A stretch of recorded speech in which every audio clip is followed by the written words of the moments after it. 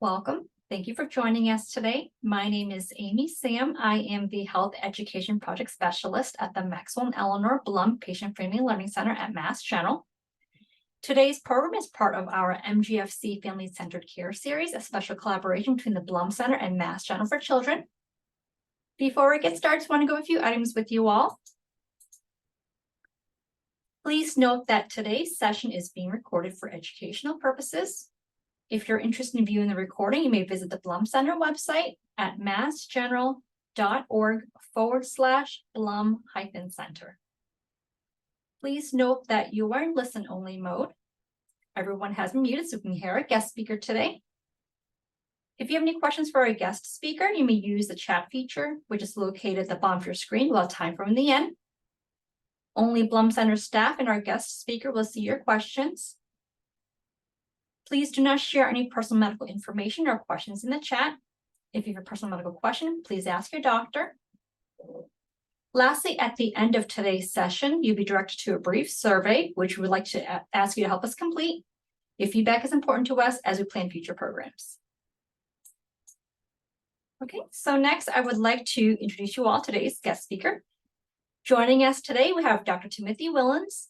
Dr. Wilens is Chief of the Division of Child and Adolescent Psychiatry and Co-Director of the Center for Addiction Medicine at Mass General. He is the MGH Trustees Chair in Addiction Medicine and a Professor of Psychiatry at Harvard Medical School. Dr. Wilens earned his MD at the University of Michigan Medical School in Ann Arbor and completed his residency in Child, Adolescent, and Adult Psychiatry at Mass General. His research interests include the relationship among ADHD, bipolar disorder, and substance use disorders, embedded healthcare models, and the pharmacotherapy of ADHD across the lifespan. He has published more than 350 peer-reviewed articles concerning these and related topics. He has also co-edited more than 90 book chapters, 5 books, and 400 abstracts and presentations for national and international scientific meetings. Dr. Wilens is a distinguished fellow of the American Psychiatric Association and the American Academy of Child and Adolescent Psychiatry, and is on the editorial boards and a scientific reviewer for more than 35 journals. In recognition of Recovery Month, he joins us today to give a talk on substance use among young people. So please join me in welcoming Dr. Wilens. Amy, thank you so much for the kind introduction, and it's great to be here. We have a smaller group, so people, and Amy, feel free to jump in. If questions come up as I'm presenting, I'm totally fine with, hey, stop and let's clarify something. If they're a bigger group, I'd say probably not to do that, but I'm fine with that too. So make it a little bit interactive. People can comment. Let's have some fun today. So give me 1 second. I'm going to share screen, bring this up. And let me just...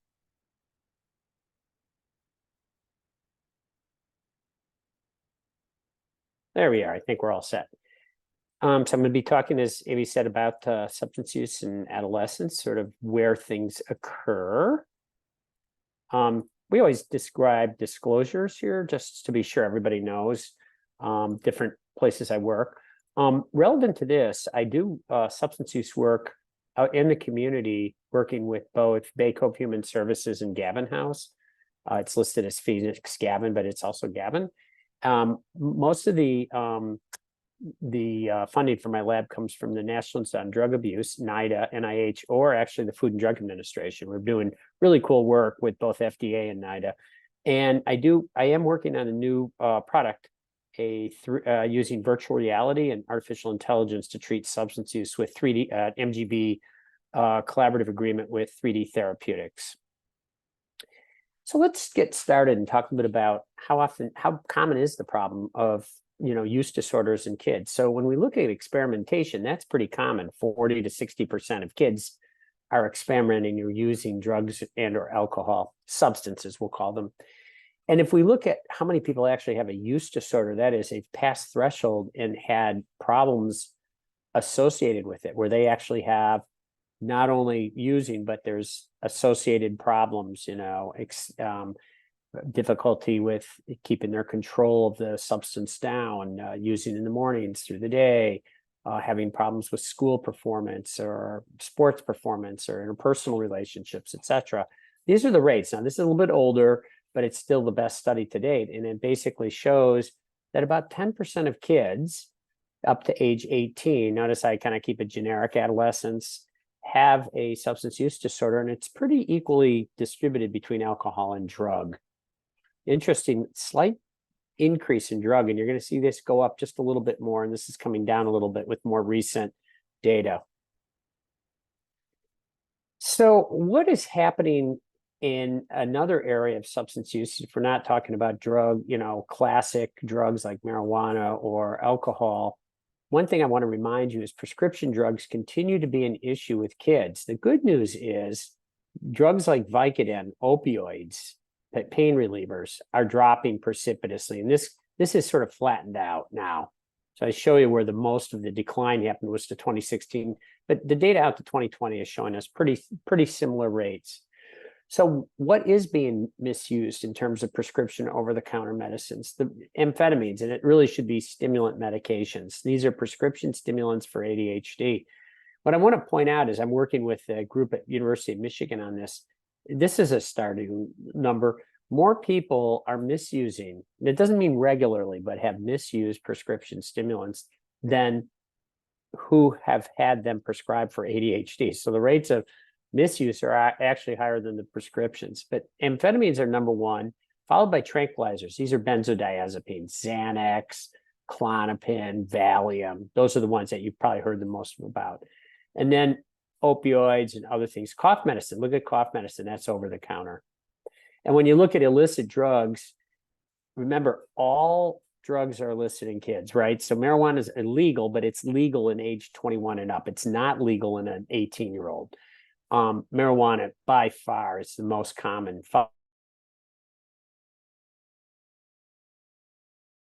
That's much higher. And again, just a couple of slides on prescription.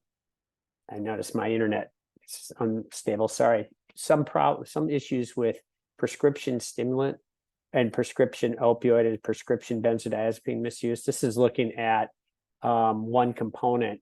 Where are people getting it? This number goes from between 60 and 70% in very recent data. This is older data, but I love the slide and it hasn't changed much. But it's about almost half to 3/4 of people are getting it from a friend or family.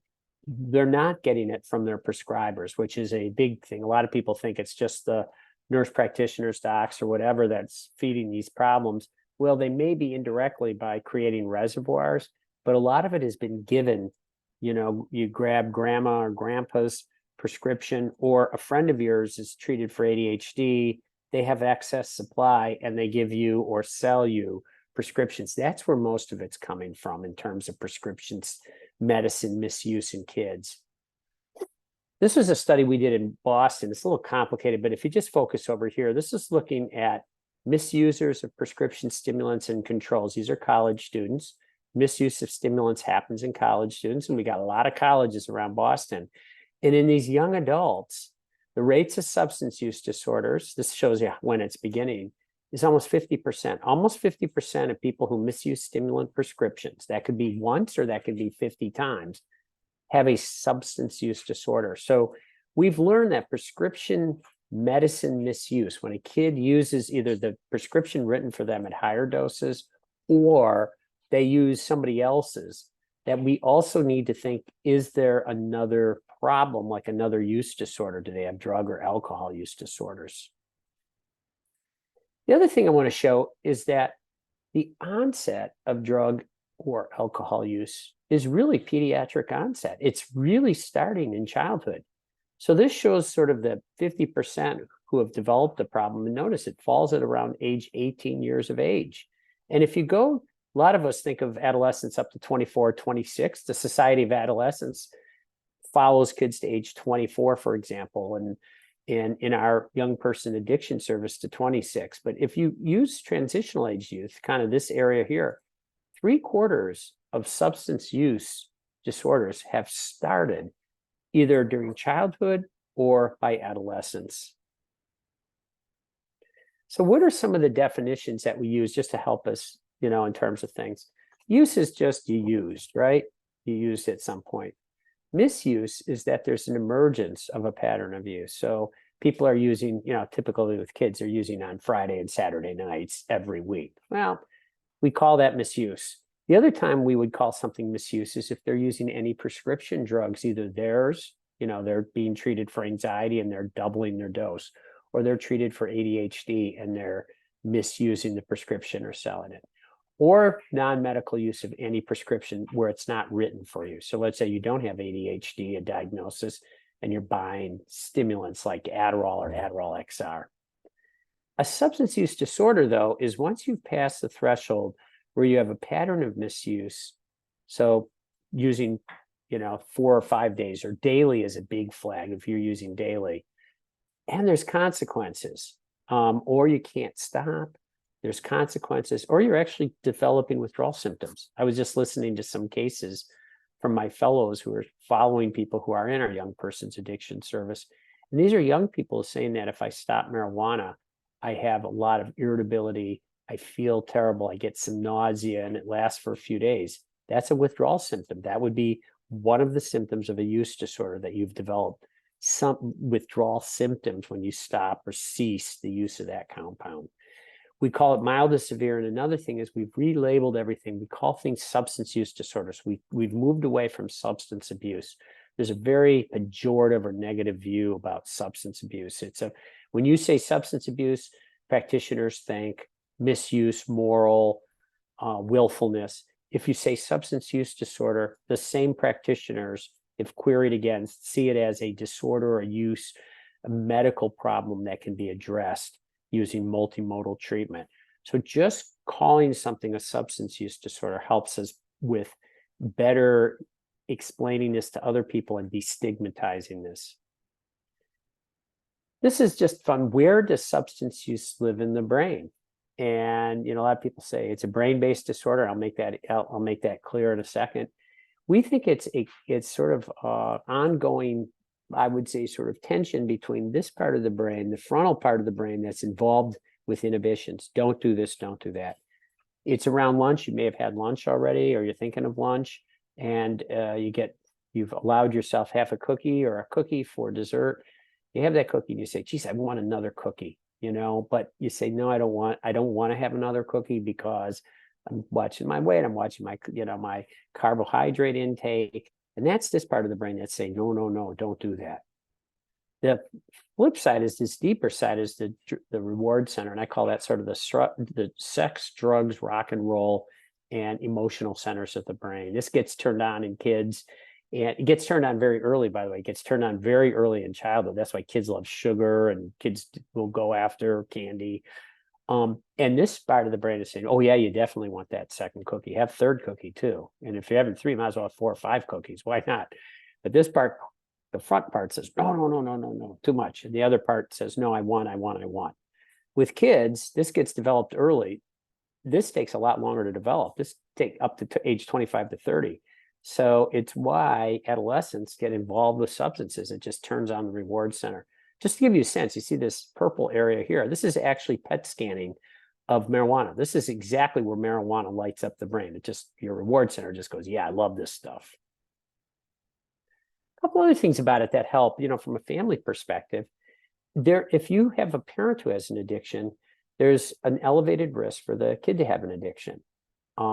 We also know that exposure to parental substance use increases the likelihood that the kid will have substance use. So a lot of people in recovery ask me, what can I do to protect my kids from substance use? And the first thing I say is don't use. Really keeping your sobriety is the most important thing you can do. For people who use, the biggest age of risk we think is around age 14 in the kid. That's when they're modeling, they're seeing things, and by definition, they have availability because the parents using, they know where to find theirs. There's higher rates. The other thing that makes things tough is there's higher rates of psychiatric issues, mental health problems in kids of substance use parents, which means not only it would increase risk for stuff, but you get more psych, and these kids are harder to take care of. They're harder to discipline, and that's been demonstrated. I'm not going to go into too much. I'm just going to say about half of substance use is genetic. About half. Half is genetic, half is the environment. It's really remarkable. And it's one of the few disorders that if you never touch or exposed to a substance, you'll never have the disorder, right? So you may have every gene for alcohol, but if you don't touch alcohol, you won't have alcohol use disorder.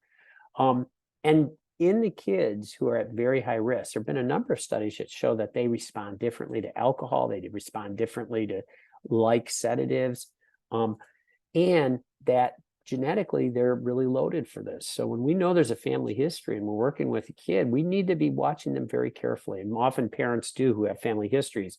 And I tell them to discuss with them about that. One of the things that always comes up is parents say, should I talk about my own marijuana use? And I say, yeah, but put it in context. We knew a lot less about marijuana then than we do now. We know a number of things that we worry about marijuana use in kids because of neurotoxicity.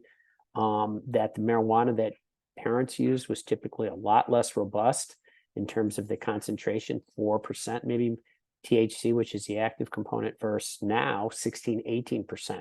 So it's a very different use, but it does help to talk a little bit about it. So kids here, I wouldn't hide and I wouldn't lie about it.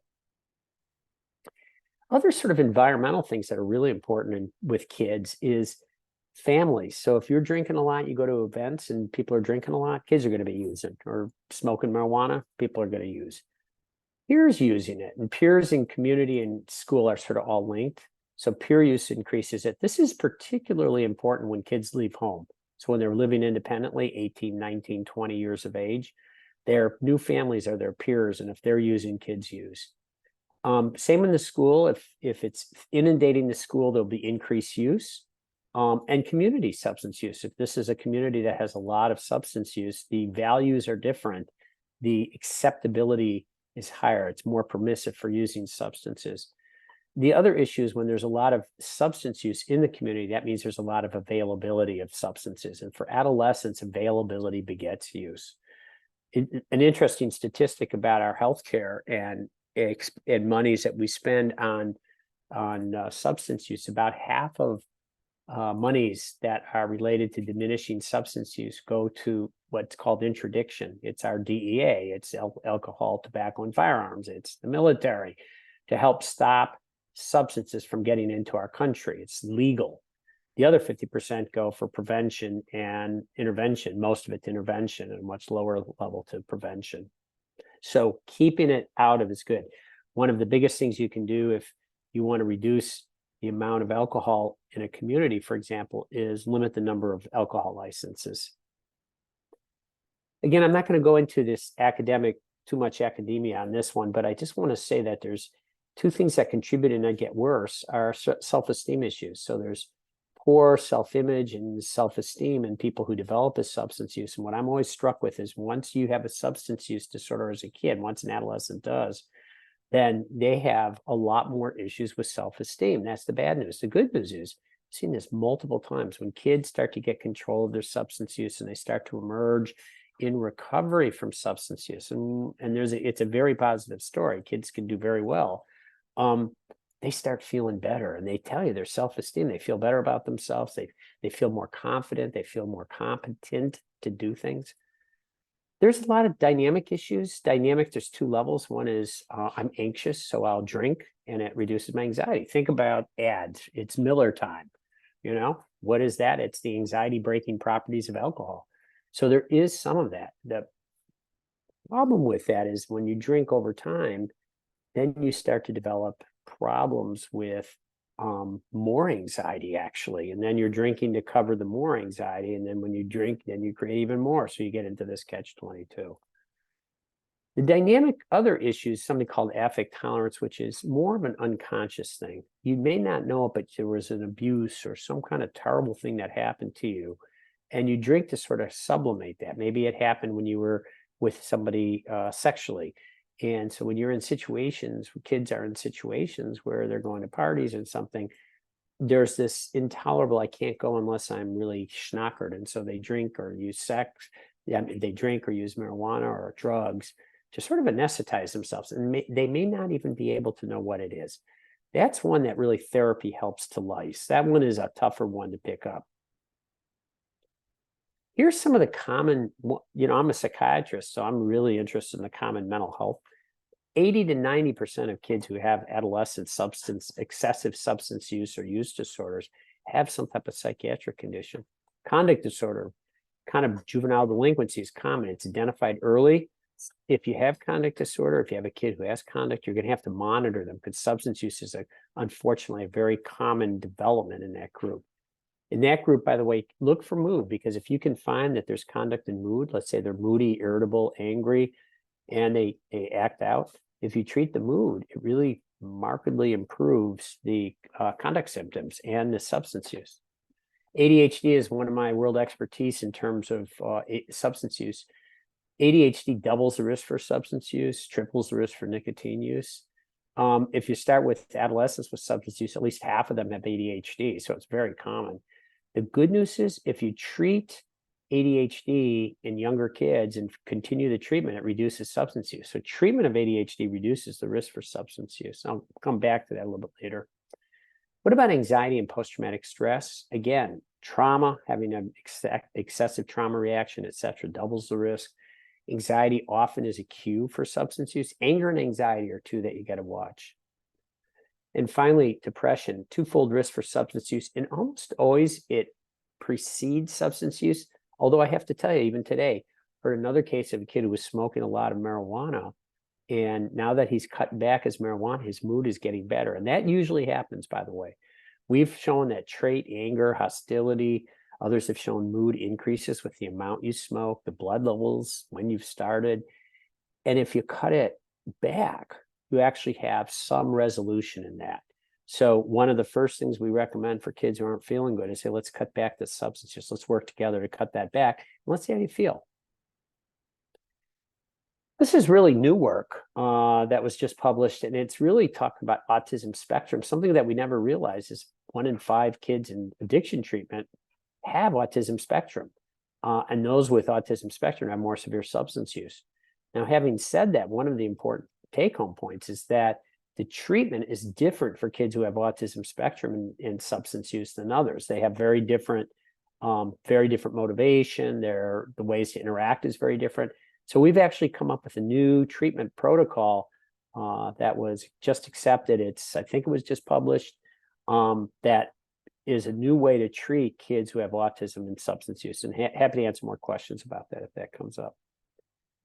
This is what I was saying earlier, this whole issue. This was a paper that we recently wrote. And the punchline is that treating psychiatric disorders in childhood with medications, in this case, had a profound impact on reducing substance use development in adults. So in adolescence and adulthood. So, we're in the Department of Psychiatry. We need to treat aggressively to get people's mental health better, because just improving mental health is going to make them feel better from a mental health perspective. But one of the most feared outcomes in kids is substance use. And if we can improve mental health conditions, we really mitigate that risk for substance use. So treating behaviorally early is the best. So a couple of things we're going to talk about from diagnostics, and then we'll talk about treatment, is there's a number of things that people can use to screen, and that this is becoming more and more across most systems, sort of what you're doing. So Mass General Brigham uses different screens, but we have a couple. The S2BI, it's called Screening to Brief Intervention, was developed at Boston Children's Hospital by Sharon Levy and is sort of endorsed by NIDA. The TAPS is a national one that's been used for older individuals. We're trying it in adolescents as we go. And then there's something called the CRAFT, which is an older screener, again, developed at Boston Children's. So screening is really important. Picking up early substance use or trends, and then having conversations, either physicians or nurse practitioners or practitioners in healthcare settings, but even schools now are looking at this. If you have a child that has some substance use, they want to be sure you evaluate medical condition and such things. The big ones out of the gates are liver function tests. We want to be sure they don't have any kind of hepatitis. Hepatitis C is unfortunately in one of our clinics, 10 to 20% of the kids in the substance use treatment center at any given time have hepatitis C. That's the bad news. Good news, you can treat it. And then ensuring everybody's immunized in that group for hepatitis B and monitoring for hepatitis A. Sexually transmitted diseases, it's often a group that have sex when they're high, or they're just they have more sexual partners, and that puts them at risk. And so you want to identify that and treat that if there's a problem. Try to figure out what is the substance use causing and what if they have mental health. And remember, 80 to 90% of kids who have a substance problem also have a mental health issue, independent of the substance use. So you want to assume they do and try to ask it: mood, depression, ADHD, conduct symptoms, etc. And you use whatever screens you got. We use urines, and saliva is a big one. It's an oral fluid we use more and more because it's seen as a lot less invasive. Urine is going to be a little bit better, but people can fake urines, etc. And they even can do hair toxicologies. Marijuana is a big issue, and a lot of people talk about medical marijuana in kids. So what do we know about medical marijuana in kids? A few years ago, a colleague and I wrote this paper for pediatrics, and basically the evidence was strongest for chemotherapy-induced nausea and vomiting, as well as for epilepsy. And some of that work's been done at Mass General for children. The big thing here is that it's really kind of indicated for these conditions. Outside of that, it's really not, there's not really much literature for most psychiatric disorders. Yet I see it all the time. Somebody asks for medical exemption because of ADHD. There's really no data to support that it helps ADHD. In fact, there was a trial that was negative, a trial of 30 adults over in Europe. Other things to think about with medical marijuana is, is there a risk to the kid? So if there's a risk to the kid, you got to look at the benefits. So if you have nausea, vomiting, chemotherapy induced, I don't mind that risk. But if it's, maybe it helps post-traumatic stress, maybe it doesn't, I don't think the risk is worth it. So some of our general patterns of thinking about this is there are two camps. One is harm reduction, which is lowering use. So I was talking to, again, somebody just today about a case, and they went from daily use of marijuana, the kid did, this is a 15-year-old, down to 3 times a week. And that's great. That's a huge improvement. So that's a harm reduction model, and they're starting to feel better, etc. Well, absolute sobriety is you don't use any. And I don't think of these as being mutually exclusive. In other words, they don't fight each other. I like harm reduction. Ultimately, I like absolute sobriety, but if somebody's doing harm reduction and they seem to be in a good, stable, low level use, I'm fine with that. Absolute sobriety is a safer role to be, and it's healthier in terms of your lifestyle, but not a lot of kids are going to be able to get there. There's a lot of basic self-help philosophy. There's empiric-based data to support self-help, both in adults and then kids, lesser in kids. Some of that done by John Kelly's group here at Mass General. And here's the different things. I always tell people, look in a mirror. That's the group that you want to be with. So if you're, if you're an underrepresented minority child from the inner city, that's the group you want to be in. If you're a kid from one of the burbs, that's where you want to be. There's also other groups. There's support groups for parents. We have them here.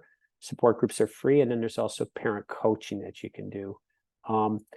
The one thing I did want to say is avoid tough love as your initial kind of step, because tough love is you kind of throw people out. There's some people call love with limits, which is a little bit of a step back, which means setting limits, but also loving your kid. Tough love is you say you just got to leave. You use again and you're out. I understand parents' frustrations, and I understand that this can be an intervention, but it has to be well thought out when it's an intervention. If you put kids outside of your house, think about this: how are they going to survive? Where are they going to sleep? Where are they going to eat? How are they going to get money? They're already hanging out with a group who use substances. That's why you're concerned about it. So they are going to get further into that group. They're going to be mules. They're going to have to sell drugs to make a living or get drugs for themselves, or they'll prostitute, or they'll do all of the above. So it can be very tough on kids. So use that as a later step. Psychotherapy is really the go-to. There is empiric-based data. There's a number of psychotherapies that are very effective. Kids like groups. So a lot of times we do psychotherapy with groups. Kids just love it. They don't like the overall intensity of individual.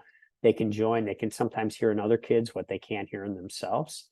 There are groups for youth, and then there's groups for parents. And that can be just a general support group, or it can be a therapeutic group. There's also parent support groups, as I talked about, that are both in-person and virtual. And you can certainly join those relatively easily. There's parent coaching. Parent coaching is different than a support group. It is, what do you do when a kid does this? How do you implement a contingency management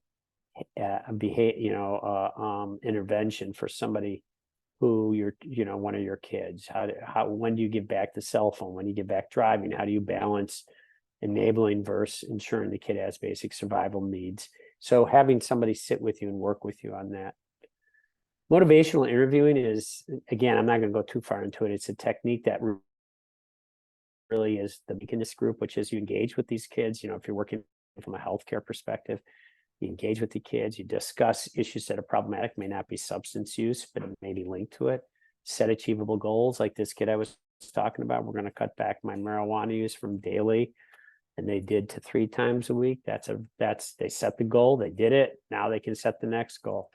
Big trick here is, if the practitioner's working with somebody and they set goals, you got to follow up. You got to follow up pretty soon to say, how you doing with these goals? In terms of psychotherapy, most kids are going to groups versus individual. We do it for 2 reasons. 1, kids like that, and 2, let's be honest, it's economy of scale. It's just, we can see more kids with groups and they like it, and it's empirically based. That means there's data to show that it works. Most use it sort of cognitive behavioral modification, reduction in impairing behaviors, analyzing what's leading to what, and then what, in terms of substance use, what are some of the cues? Anger, anxiety, or driving by certain things that may recreate things, and then they help you try to avoid those situations. So a lot of coping skills, etc. There's also more and more in the field something we call DBT, dialectic behavioral therapy, which it's a lot more to do with kids who have sort of personality issues, where there's a lot of moodiness, a lot of black and white thinking, hard for them to understand the grays. They love you, hate you, really get dysregulated fast. And big thing is, because they're like this, there's a lot more distress in their life. And when they're distressed, they use substances. So teaching kids how to manage their distress, how to metabolize their distress, how to identify the moodiness, the black and white thinking, how to metabolize that distress. And rather than an elevator of emotion, it's an escalator to be able to de-escalate yourself. So we're using these kinds of therapies together. For medicines, there's medicines, and I'm not going to go much into it, like aversive treatment, where if you take a medicine and you drink, you have a reaction to it called anabuse. We do that periodically. Just a case today, doing really well. Again, a couple weeks into the treatment, the kid knows if they drink, they're going to get really sick. And so they haven't been drinking. And the other issue is, it seems to have cut back the urges and cravings. There's those that reduce the urge or craving, which is a lot of what we do, which is, I want marijuana, I want nicotine, I want alcohol. It turns down that reward center. Remember that reward center, the sex, drugs, rock and roll, and emotional center, kind of dampens that a little bit. Then there's something called substitution therapy, which is, it's better if I give you a drug than you get it on the street. So that would be something, we do that for opioids. Fentanyl is super dangerous. It just takes a little bit, it can kill you. But if I give you a medicine that helps opioids, it'll stop your withdrawal. And if you take this, it'll satisfy that need for opioids, but it's very safe. So we give you a safe medicine that's an opioid, and you get dependent on it, as opposed to that. And then over time, we can wean you off. And then treating underlying psychiatric comorbidity. I've got depression, I've got ADHD, I've got anxiety, treating that in addition to that. So these are the big reasons if somebody gets put on meds. And then I kind of talked about it, prevention. So for example, for nicotine, first of all, the take home is that we have mixed results, that our treatments don't work quite as well in kids as they do in adults. And most of the studies have been done with cigarette smoking, and no major studies with vapes. There's one underway. And we use the same thing we use in adults: patch, inhaled nicotine. We're moving away from nicotine gum and lozenges. A lot of kids like the gum because they think of gum and they like that. And that can be helpful. It's not chewing gum. It's not like pleasant gum. It's like chalk. We also use other medicines, bupropion. Varenicline is the one you see on TV. It's Chantix, and it helps with nicotine thing. Problem is there was a recent negative study in kids, but we still sometimes will use it. Again, not asking you to memorize this, but just to let you know, there are medicines we use for alcohol. The biggest one is called naltrexone. We use that in adults. We use it in kids. It helps reduce heavy drinking episodes. People just drink less on it. Safe if you're drinking. All the drugs, barring the one I talked to you about earlier, the antabuse, all of these drugs are safe if you use the substance. We also sometimes use a camprosate, which is Campril. Sometimes you use topiramate, Topamax. This is a good general drug for any addiction. It just seems to help all addictions. And then something called Zofran, and there was a big study that showed it worked, but only with early onset substance use, which is onset in childhood. Marijuana, cannabis. By the way, cannabis is listed. Sorry, I've got they're working in my office at the hospital, so I'm at home, and of course my dog goes ballistic for anybody walking by. But the cannabis use disorders are another thing that is hard to treat pharmacologically. Probably the biggest thing is we try to reduce the cravings and urges. And there's a nutraceutical called NAC, which you can get anywhere. It's an N-acetylcysteine, and it is a medicine. It is a nutraceutical. You get at Whole Foods, you can buy it in a pharmacy, you can get it online, etc. You can prescribe it. But NAC seems to help with that, and it's probably the best we have. We have some other things that we've tried. This is good for kids who have a lot of withdrawal symptoms. We can give this combination, and then again that topiramate comes up. But if you're thinking of something, if you have a kid and they're willing to take it, NAC is the thing to try. And the last of the medicines, I just want to, not that I hope that you're dealing with this, but just to let you know, there's been a huge push. The American Academy of Pediatrics says it best: treat, treat, treat.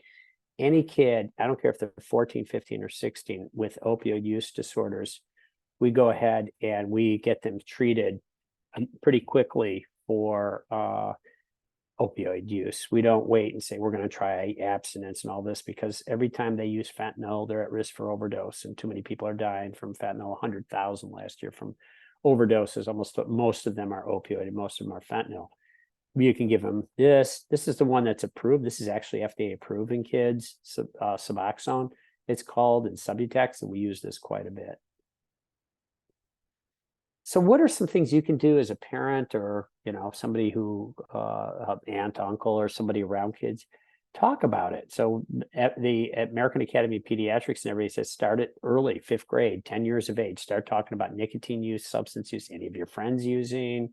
What are you going to do if somebody comes up to you? Have that conversation. Parents should monitor their kids' activities, their friends. Who are you hanging out with? Who are they? If you don't know who they are, you march them in, and who are you? And in personal space, they're going to their bedroom, make their bed. I always joke I'm enabled. I don't know how to make a bed, but I also realized in retrospect, my mom made my bed all the time. Every day she was in my bedroom. She knew exactly what was going on in my life, because kids aren't smart about putting things away.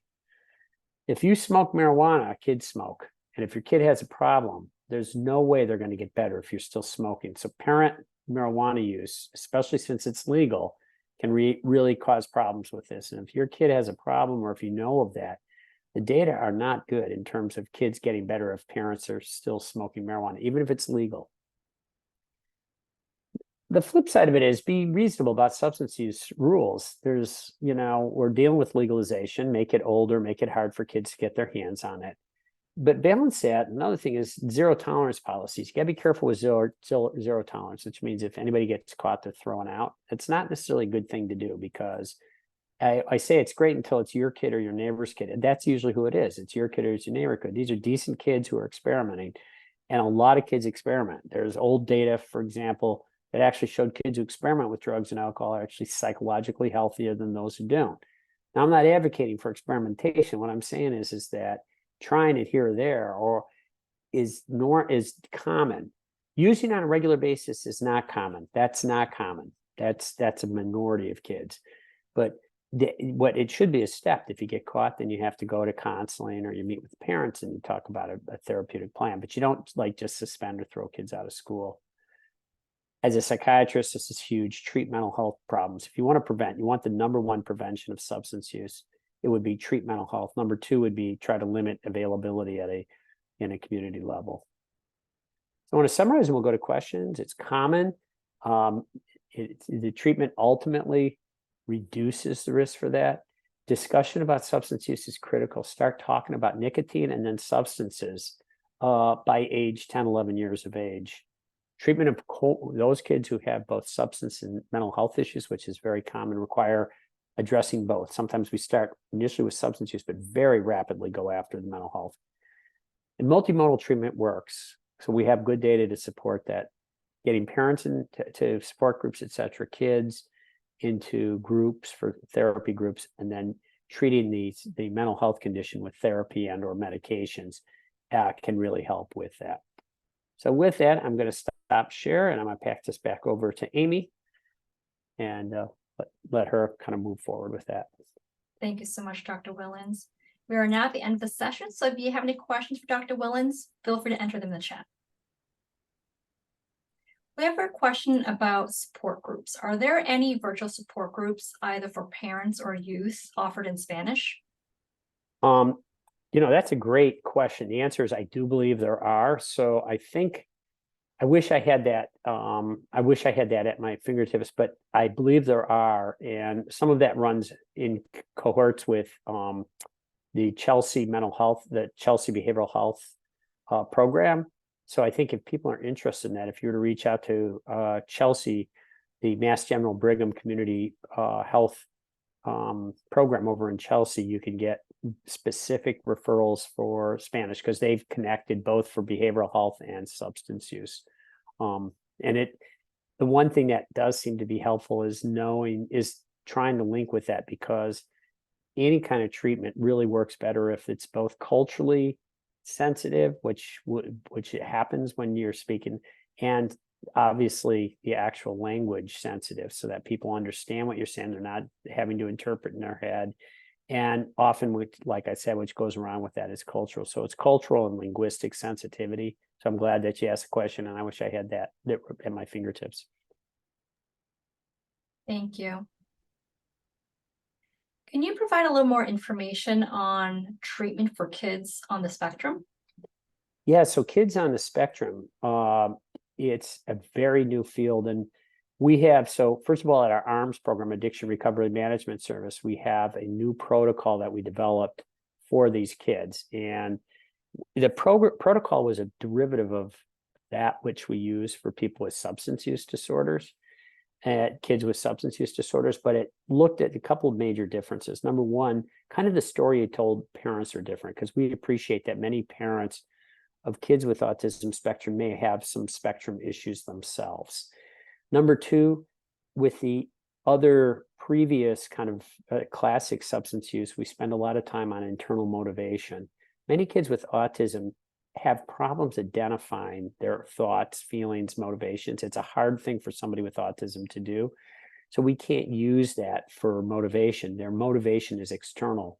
I want a game, I want to do this, and that's how you achieve. And if you don't use substances, we'll get you closer to that. Third, I was just commenting about that. The being in connection, being in context, sort of a behavioral analysis, being in understanding your distress, your mood, your anxiety, that may trigger substances. So we try to work with kids to understand when you have a fight with your girlfriend or boyfriend, you get upset. When you get upset, you get angry. When you get angry, you use. So that's a lot of discussion and workbooks to help kids get to that. Kids with autism, by definition, communication is core to the disorder. And asking them to tap into mood, affect, their regulation status is very hard. They don't get it. They don't know. That, again, is part of the disorder. So we have to help them with sort of external, when you get angry, what do you do? So this is linked to substance use because it reduces that. So it's a much more concrete operation to help them identify and understand. So this protocol that I'm just giving you a sort of a flavor of it is much more, friendly to that sort of thinking of those kids. It understands the deficits that they have in interpersonal or in intrapsychic recognition of things. and comes up with another way to sort of look at those. But it kind of parallels what we're doing in kids who are more neurotypically normal. But it uses similar modules. And just want to shout out a guy named Robert Meyer, who really has come up with a lot of the treatments for adolescents with substance use. And it was really heartwarming. I was on a call with him because we asked permission to adapt his therapy for this. And he was so open to doing that. And a lot of people are very proprietary. They want to make money on their therapies or whatever. And I understand that they put a lot of time into it and they deserve to get something. He's just the opposite. He wanted this to get out. He really was appreciative. We gave him attribution for it, didn't ask for a cent. And the only thing he asked us to do, which is to not charge for this. And we weren't. It was what we developed this and got it out there. We were very happy to get philanthropic support for it. That's how come we were able to do that. So now we have this protocol that's out there and being used. And so it's nice and it's helping kids. Ultimately we do this because it helps kids and the parents. So That's great. Is this protocol for within mass general use? It's for anybody who wants it and anybody who is interested. I think we've posted it now on our addiction recovery management service, our ARMS website. It was just published, so it's being published, or it's just published, so we have to be mindful of copyright issues. So you can't put it on there before the journal gets to do it. But once that's there, we're going to be sure it's on, so people can just click on it and bring it up, and therapists and other people can use it. Thank you. And I know you talked about ARMS, and then there's also a program who specialize seeing patients with autism spectrum disorders within Mass General. Do you ever work with them? Yeah, so there's actually two programs that work really well in that area. One is the Lurie Center. The Lurie Center is based out in Lexington, and they see, I would say, more severe autism, intellectual disability with autism, and then a lot of related conditions, Williams and other things. And the answer is yes. The Lurie Center, one of their faculty members was on our team that helped develop this new protocol. The other program is called the Bressler Clinic, which we get, I think, more referrals from. Bressler is higher functioning autism with typically intellectually capable or not as much intellectual disability. And again, we had people who were on, who are faculty in our Bressler program for autism on this. And it was really cool. We did you live for this. It's called a whiteboard, where you just came up. We had people who were experts in substance use, experts in family, experts in autism and its treatment. And we looked at what was available. And we just said, no, you can't do it because of this. We came up with a sketch of what we would do. It was a true innovation moment, kind of what you live to do that. It's a handful of times you get to do that in your life. And between a philanthropist allowing us to do that, funding this so we could buy some time from our faculty members and just having the atmosphere at MGB, we're able to do that. So that's kind of how that was built out. That's great to hear that it's multidisciplinary. Yeah, absolutely multidisciplinary. It's the only way it's going to work. For next question, can you talk about ways we can talk to teens about substance use in an empathetic way so that they don't engage in risky substance use behaviors? Yeah, that's a great question. And I think, first of all, just discussing it, just saying, hey, look, we're not born yesterday. We know that nicotine and other things are in the community. We have concerns. Part of the concerns we have is that what's available during our tenure as parents when we were kids was a lot less potent. Kids would smoke lower potency cigarettes, and now they're taking these high potency vapes, and multiple vapes, and then they're heating the vapes. So it's just more potent. Same with marijuana. Alcohol is still alcohol. There hasn't been a huge change in that.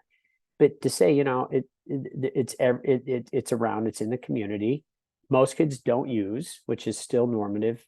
Normative is most kids don't use. But we want to know about it. What are your friends doing? It's always easier to ask them about their friends. Say, I'm not a cop. I'm not going to call people, but I'm just interested in your friends. You don't even have to tell me who. Are they using nicotine? Are they using?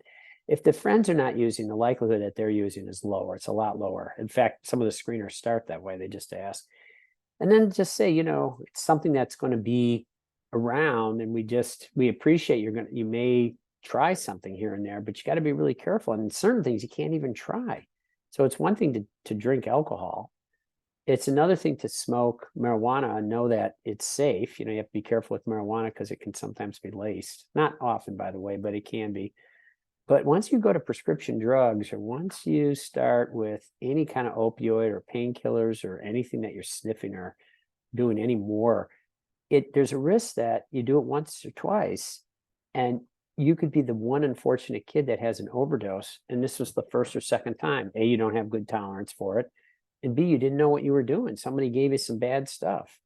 So that's what we worry about. It's like Russian roulette now. So we just want to help you. We want you to use responsibly. And use responsibly means don't use, which is great. If you don't use, that's great. That's normative. But if you're going to use, if it's once in a while, that's it. Can't drive, can't go with anybody who's driving. You got to be careful about any interactions or doing things when you're high, because there's more risk at all levels. And so those kind of conversations can be helpful. And if it helps to disclose your own use or mistakes you've made, that's fine. Don't feel obligated to, but you know, it's fine. And last thing I'll say is, a lot of people say, well, is it okay if a 16-year-old or 17-year-old has wine, you know, with you at dinner or a celebration? The answer is probably yes. Use common sense. That glass of wine is not going to start them on a career of substance use unless they have a gene for it. So if you had a past history of alcohol use disorder yourself as a parent, and your kid is talking about drinking, you have to say, look, I'm worried about you having any alcohol, because any alcohol turns on the likelihood that you'll have an alcohol use disorder. And it's unfortunate. You're like a diabetic who has to be really careful around sugar. In this case, it's around alcohol, and everybody has something. So for that, I would be more careful. But if you don't have a family history and a kid drinks responsibly with you, there's data from Europe that does not increase the risk for a alcohol use disorder in a kid to be drinking responsibly with their family. Thank you. I just have a cute anecdote to that. And I was in Italy with my own family, and one of my kids had just turned 18. And so he was thrilled to be able to drink, you know, to go out, and it's legal. So he asked, and we said, okay, we're together. You can have a drink. And he gets his glass of wine, and it just showed me I don't think he's been drinking wine very much. He gets it and he chugs it right in front of us. I'm like, whoa. That's not a shot glass. What are you doing? We had this whole conversation about it. What's appropriate way to drink wine, and you don't shoot wine, you know. And it was awakening to me as a person in this field to see this as my own kid. So, well, it's great that, you know, you were in a different setting, so it was an opportunity to have a conversation with them. Oh yeah, we had the conversation. So, I'm not sure it did a heck of a lot at that time, but we did have that conversation, I assure you. What can we tell teens about the health effects of vapes? So we don't actually have good data on vapes, but what we can tell them is that if they're vaping, remember, vapes are usually nicotine or marijuana. So if they're vaping nicotine, we can tell them that it's harder to stop. It gives them higher levels of nicotine. And that nicotine clearly kindles the brain, makes it easier to have a substance use disorder later. That's been studied in animals and in humans. So we have concerns, and nicotine clearly changes the plasticity, or the way the neurons are lined up in the brain. So yes, there are brain changes.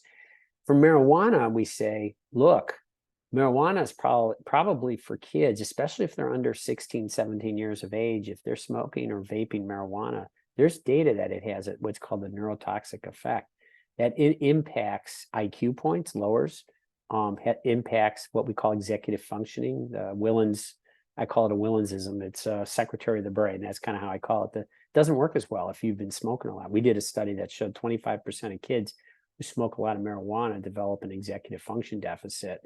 And they didn't have it to begin with. And the problem is, once you develop one, it doesn't get better. So you've created a sort of neuropsych impairment now you're going to have to live with the rest of your life. The government is doing a $300 million study, the ABCD study, where they're following 10,000 kids from age 9 and 10 to age 20 to see what changes are actually in the brain caused by marijuana and which ones pre-existed, maybe it caused marijuana use. So to understand that they're doing this, Mass General has a number of researchers who have been working with ABC data, including myself. any data available on that, or is it still being conducted? You know what? It's still being conducted, but we've learned a lot about baseline. So they're about 4 years into this. So their kids are around 14. So they're starting to see the beginning of it. But we've learned an awful lot about just other things that annotate. And no surprise, some of the early substance use is linked to psychiatric disorders. So we know that psych and substance use are linked very early on. That's something we've been saying for years, but it's coming out again in the ABC data. Stay tuned for understanding the brain changes and marijuana effects. That's going to probably be in the next 2 or 3 years. We'll get those data. Thank you. Are there any treatment programs and support available for children using marijuana specifically, and are they different from programs for substance use? They're precisely the same. There's not a some people go to Narcotics Anonymous. I don't think it's any better, any different. So, but basically it's the same. In fact, the majority of what we see at the Addiction Recovery Management Service, ARMS, and what Boston Children's sees is marijuana. Either it's the first or second drug of misuse. We see a lot of cannabis use disorder. Thank you. How can families take care of themselves while they are caring for their children who have substance use disorder? Yeah, that's actually really important. And we comment in Child Everything that it's a little bit like when you're sitting on an airplane and they say, in the case of a depressurization, put the mask on yourself first. It's really important parents support each other. It is nothing splits a family more than substance use. Supports each other, helps each other, holds each other, works and really meets with other people. The problem is you're not equipped for parenting these kids. You're in these unique, awkward situations. Your kid is using. Do you go out? I'm using an extreme case, but they're getting marijuana. You don't know what they're getting. You're worried they're getting spiked marijuana. Is it better if you buy the marijuana at a dispensary and give it to them and let them use it and try to work with them to decrease their use? Those are the kind of questions you're dealing with as a parent. Excuse the French, who the hell ever prepares a parent for having to make decisions like that? So support groups can be really helpful in terms of, kind of what other parents have done and helping you realize that you're sort of in that situation, or sometimes you get so angry about a situation. You're so angry with your kid, you can't even look at them because they're using and it drives them away, yet you need to drive them toward you. And so these are situations that come up, and support groups can really help you to identify it's happening in you and also realize that, hey, other people have been there getting through it. What are resources? Another thing is, what are some resources that you may not have found? It's hard.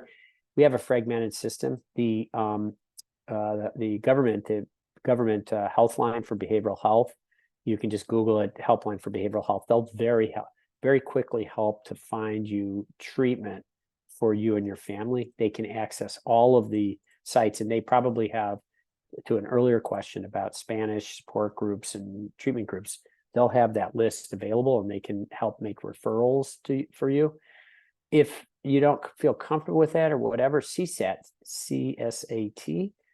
is an organization that has what's called treatment locators, and you can find all different locations. They'll ask you insurance, no insurance, where you live, what's the nature, and it'll come up with like 4 or 5 matches to programs that will take your insurance that have dual diagnosis capabilities for cannabis, something like that. And it'll help you to identify. So we're a lot better at this than we were 5 years ago or 10 years ago. But the Commonwealth of Massachusetts line for behavioral health will also help with substance use. Thank you. I think we have time for one final question. From your own personal experience, what is something you would recommend for individuals starting in a career working with patients with substance use disorders? I would say that probably the most important thing for anybody who's working with kids with substance use is motivational interviewing. I think really understanding that technique, practicing it, and getting good at it is really necessary, because motivational interviewing isn't just this technique you learn, but it's an approach to patient care where, rather than getting acrimonious and and confrontive with patients, you have to sort of understand where they're at.